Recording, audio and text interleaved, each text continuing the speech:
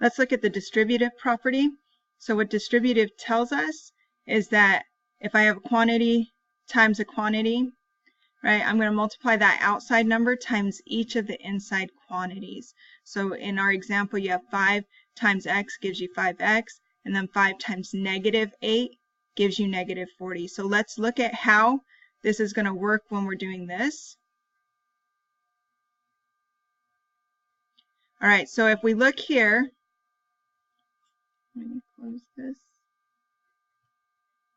All right, so we have 2, and we're going to circle the terms that we're using. So I have x, and I have plus 1. So I'm going to do 2 times x, so that's going to give me 2 times x, and I'm going to do 2, we're going to add, right, and I'm going to do 2 times 1, and then just simplify that, so I get 2x plus 2. Let's look at the next one. So I have negative 8 in front, and then it's times the quantity 3 minus 2x.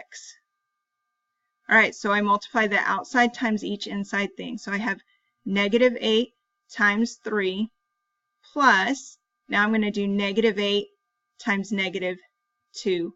So negative 8 times negative 2x. Notice I include all the symbols in front of the term. Okay, so now negative 8 times 3 is going to be negative 24 plus negative 8 times negative 2 is going to be positive 16. Negative times negative is positive 16x. All right, let's do it again. So I have negative 4 times the quantity 12 plus 6x. So again, multiply negative 4 times 12 plus negative 4 times 6x. Negative 4 times 6x. All right, so that's going to give me negative 48. And then negative 4 times 6, that's going to be negative 24x.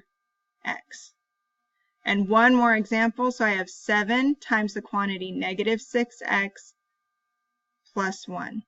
So 7 times negative 6x plus 7 times positive 1. All right, so 7 times negative 6 is going to be negative 42x plus 7 times 1 is 7. All right, so now let's do it where we're actually solving. So we're going to say we have 2 times the quantity a plus 3 equals negative 12.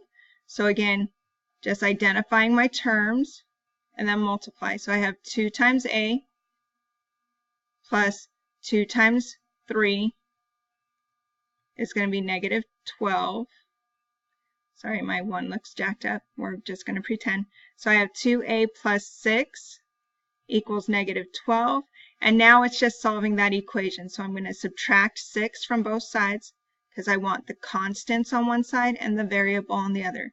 So that goes to 0. So I have 2a equals negative 12, and negative 6 is going to be negative 18.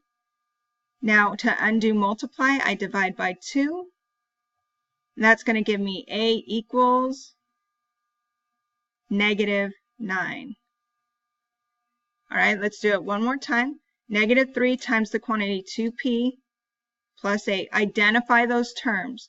Okay, so I'm going to have negative 3 times 2p. Negative 3 times 2 is negative 6p plus negative 3 times positive 8. So negative 3 times positive 8 is going to be negative 24.